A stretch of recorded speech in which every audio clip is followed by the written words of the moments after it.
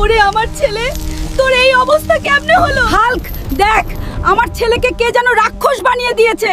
তুই কিছু একটা কর। হেডাম বাবা, আমার ভাইয়ের কি হয়েছে? ও রাক্ষস হয়ে গেল কেন? হাল্ক, তোর ভাইকে রাক্ষস জাদুকর জাদু করে রাক্ষস বানিয়ে দিয়েছে। তুই যদি ঠিক সময় তাকে শেষ না করে দিস, তাহলে সে একে একে সবাইকে রাক্ষস বানাতে থাকবে।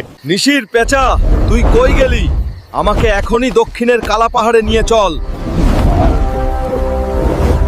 যেভাবেই হোক এই রাক্ষস রাজাকে হারিয়ে সবাইকে তার অভিশাপের প্রভাব থেকে মুক্তি করতে। রাক্ষস রাজা, আমি আসছি তোর জম হয়ে।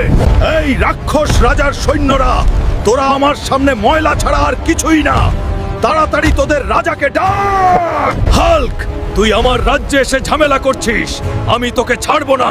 রাক্ষস রাজা, আর তুই যে আমার মানুষের ওপর জাদু করেছিস, সেইটার জন্য আমি তোর শেষ দেখেই ছাড়বো।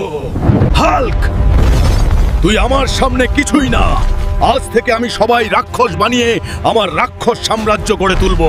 এখন তুইও রাক্ষস হয়ে যাবি হাল্ক। আর তোমরা কিন্তু পার্ট 2 এর জন্য ভুলেও চ্যানেলটা সাবস্ক্রাইব করবে না, কারণ সাবস্ক্রাইব করলেই হাল্কের